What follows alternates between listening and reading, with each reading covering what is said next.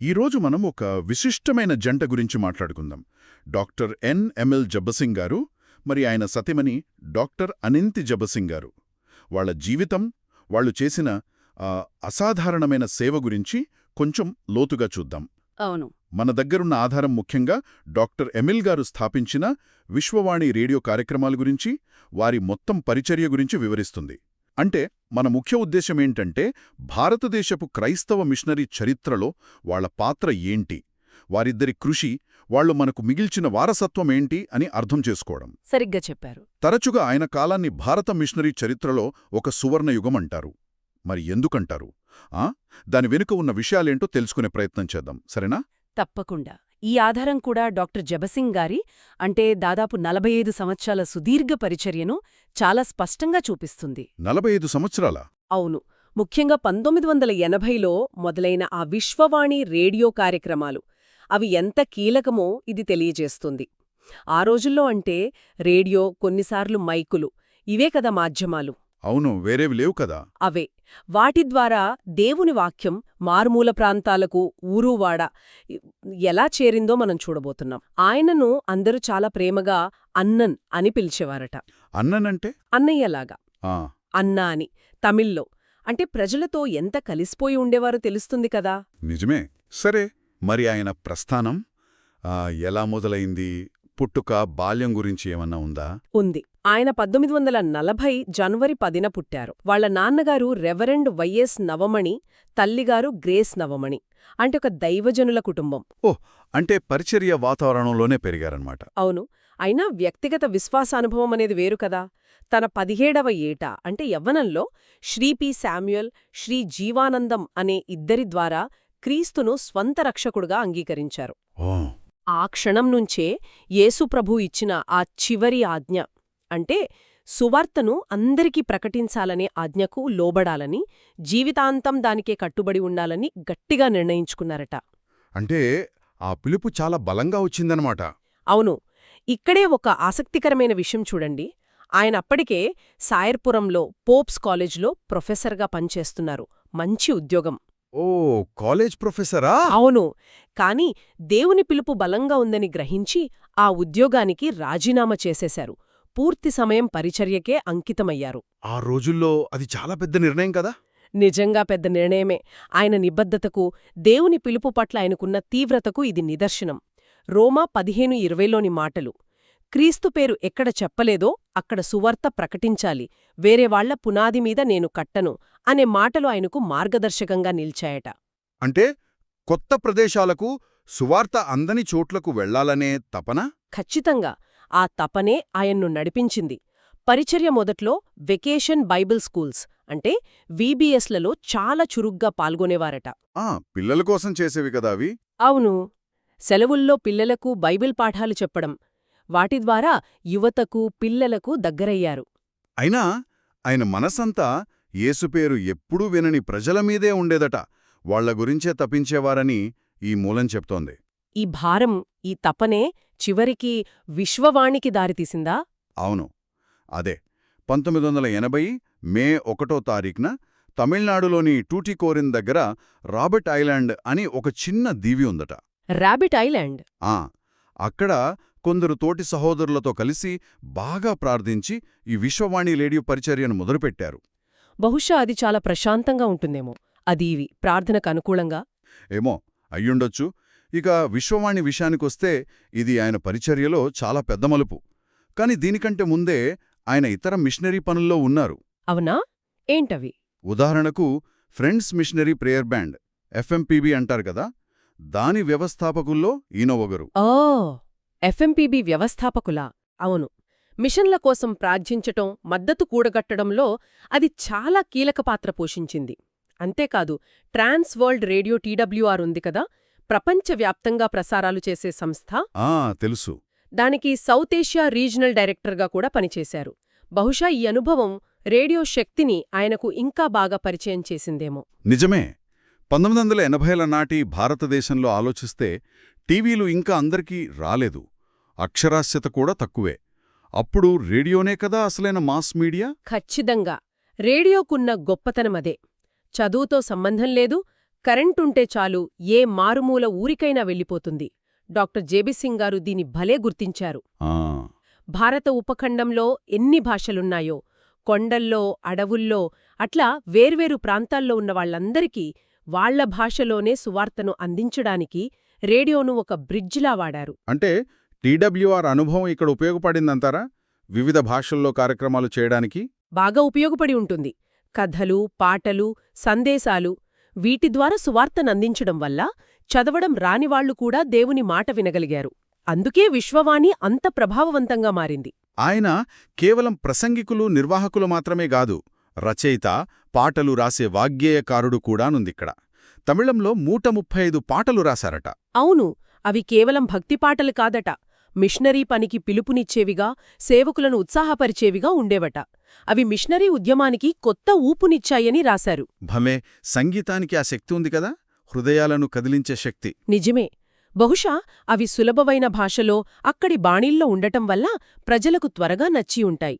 ఇంకో విషయం ఏంటంటే, ఆయన పాటలు, సందేశాలు ఇప్పటికీ ఇంటర్నెట్లో దొరుకుతాయి. అదా, అంటే డిజిటల్గా కూడా ఆయన వారసత్వం కొనసాగుతోందన్నమాట. అవును. ఆయన ముందు చూపు చూడండి. అలాగే బ్లెస్ ఇండియా విజన్ 2020 అని ఇంకోటి స్థాపించారు.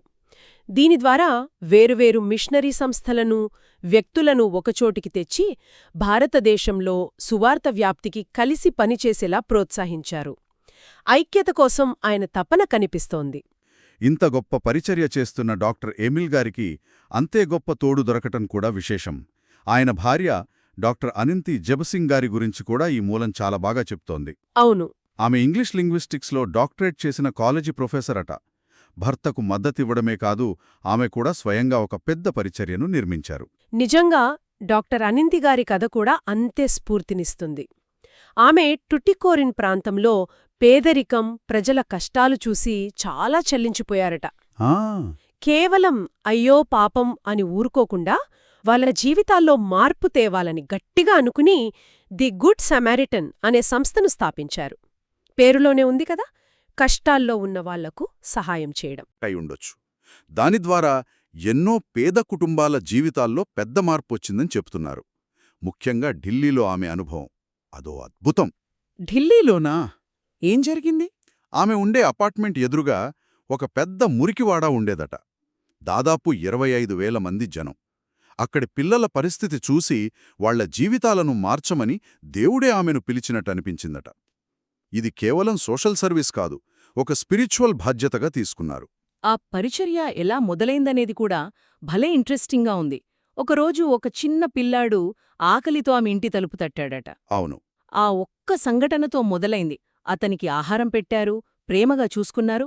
వారం తిరిగేసరికి ఆ పిల్లాడు మరో 25 మంది పిల్లల్ని తీసుకొచ్చాడట స్కూల్కి. చూశారా, అతి త్వరలో 100 మంది పిల్లలు రోజూ రావడం మొదలుపెట్టారట. దేవుడు ఆ చిన్న పనిని ఎలా ఆశీర్వదించాడో. మరి వాళ్లకెక్కడ నేర్పించేవారు? స్థలం. అదే కదా ఆశ్చర్యం. 1991లో అలకనంద మురికివాడలో ఒక టాయిలెట్ కాంప్లెక్స్లో పాఠశాల పెట్టడానికి పర్మిషనొచ్చిందట. టాయిలెట్ కాంప్లెక్స్లోనా? అవును. వినడానికి కొంచెం ఇబ్బందిగా ఉన్నా ఆమె వెనకాడలేదు. అక్కడే చాలా సింపుల్ పరిస్థితుల్లో గొప్ప డెడికేషన్తో పని మొదలుపెట్టారు. 1998 నాటికి, అంటే 7 ఏళ్లలో, కేవలం 18 మంది వాలంటీర్లతో 600 మందికి పైగా పిల్లలకు చదువు చెప్పే స్థాయికి వెళ్లారు. 600 మంది పిల్లలకు ఒక టాయిలెట్ కాంప్లెక్స్లో ఊహించడానికే కష్టంగా ఉంది. ఎంత నిబద్ధత, ఎంత ప్రేమ! నిజంగా అసాధారణం. ప్రస్తుతం ఆ సంస్థ ఇంకా బాగా పెరిగిందని ఈ ఆధారం చెబుతోంది.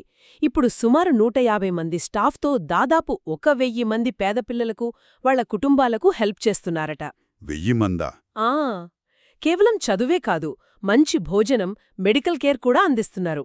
అందుకే అక్కడ వాళ్లంతా ఆమెను ప్రేమగా, గౌరవంగా మమ్మీజీ అని పిలుస్తారట. మమ్మీజీ, గౌరవనీయమైన తల్లి, ఎంత చక్కటి పేరు! అవును. ఆమె కేవలం నిర్వాహకురాలు కాదు, ఆ కమ్యూనిటీకి తల్లిలా మారిపోయారు. ఆ తర్వాత ఈ పనిని కేవలం ఢిల్లీకే కాకుండా గిరిజన ప్రాంతాలకు, వేరే మారుమూల గ్రామాలు కూడా విస్తరించారనుంది. అవును. అక్కడ కూడా చదువు చెప్పటంతో పాటు వాళ్ల బ్రతుకు తెరువు కూడా సహాయం చేశారట. అంటే వాళ్ల సేవ చాలా సంపూర్ణమైనది. ఆధ్యాత్మికంగా, భౌతికంగా, సామాజికంగా అన్ని అవసరాలను తీర్చటానికి ప్రయత్నించారు. ఎంత గొప్ప సేవ చేస్తున్న వారి జీవితంలో కష్టాలు రాలేదా? వచ్చాయి. జీవితమంటే అన్నీ ఉంటాయి కదా. 2000 సంవత్సరంలో డాక్టర్ ఎమిల్ జెబసింగ్ గారికి నాన్ హాడ్కిన్స్ లింఫోమా అనే క్యాన్సర్ ఉన్నట్టు తెలిసిందట. Oh no! అది చాలా సీరియస్ హెల్త్ ప్రాబ్లం. శరీరాన్ని, మనసును బాగా బలహీనపరిచే జబ్బు. అయినా సరే ఆయన ఆ బలహీనతలో కూడా పరిచర్య ఆపలేదు. నిజంగానా? అవును. దేవుని వాక్యం నుంచి, ప్రార్థన నుంచి బలం పొందుకుంటూ ఇంకో 13 సంవత్సరాలు అదే ఉత్సాహంతో పరిచర్య చేశారట. ఇది ఆయన విశ్వాసం ఎంత గట్టిదో, దేవుడిమీద నమ్మకం ఎంత స్థిరంగా ఉందో చూపిస్తోంది. శారీరక బలహీనతను కూడా జయించే ఆత్మబలం ఆయనలో ఉండేది. చివరకు 2013 డిసెంబర్ 19న ఆయన ప్రభూ దగ్గరకు వెళ్లారు. ఆయన లేకపోయినా వాళ్ల పని ఆగలేదు కదా? ఆగలేదు. అదే ఈ మూలం స్పష్టంగా చెబుతోంది. ఆయన భార్య డాక్టర్ అనింతి గారు, వాళ్ల 3 పిల్లలు కలిసి ఆ పరిచర్యను, ఆ దర్శనాన్ని కొనసాగిస్తున్నారు. డాక్టర్ ఎమిల్ గారి వ్యక్తిత్వం గురించి కూడా కొన్ని విషయాలు చెప్పారు.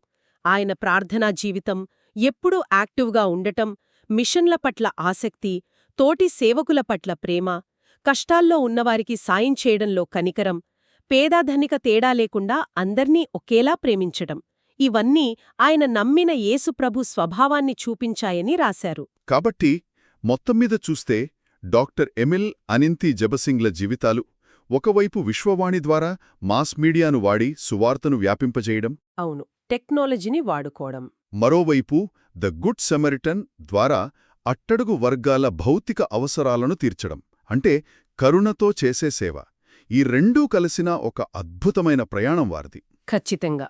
అచంచలమైన విశ్వాసం, నిస్వార్థ సేవకు వాళ్లు నిలువెత్తు నిదర్శనం. అవును. అయితే ఈ మూలం కేవలం వాళ్ల కథ చెప్పి ఆగిపోలేదు. చివర్లో మనందరికీ, ముఖ్యంగా క్రైస్తవులకు ఒక ప్రశ్న వేస్తోంది, ఒక పిలుపునిస్తోంది. ఏంటది? అంటే నేటి సంఘం ప్రస్తుత పరిస్థితులకు ఎలా స్పందించాలి? దేవుడిచ్చిన ఈ మిషనరీ బాధ్యతను మనమెలా నెరవేర్చాలి? మన కాలంలో ఉన్న ఈ మీడియాను, టెక్నాలజీని తెలివిగా, క్రియేటివ్గా ప్రభు కోసం ఎలా వాడాలి? ముఖ్యంగా ఈ తరం యువతను క్రీస్తు వైపు ఎలా నడిపించాలి?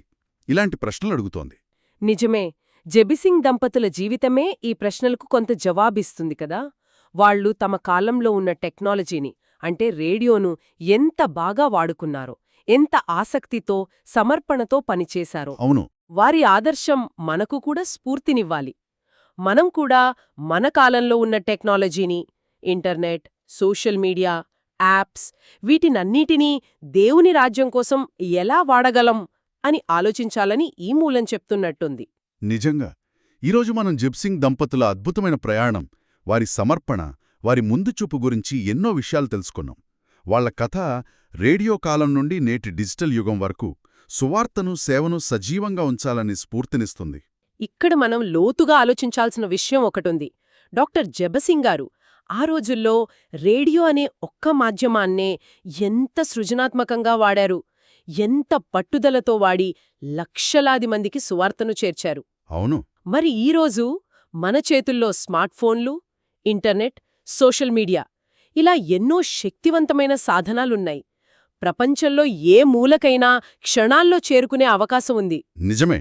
అదే జేబసింగ్ గారి సమర్పణ, అదే సృజనాత్మకత, అదే తపన మనలో ఉంటే, ఈ కొత్త సాధనాలతో సువార్త ఇంకా చేరని వారికి మనం ఇంకా ఎన్ని కొత్త మార్గాల్లో ఎంత ప్రభావవంతంగా చేరుకోవచ్చు? ఇది మన అందరం ఆలోచించాల్సిన, ప్రార్థించాల్సిన ముఖ్యమైన ప్రశ్న కదూ. ఈ మిషనరీ చరిత్రను మీకు సమర్పించినవారు ఎల్ సెలా బుక్స్.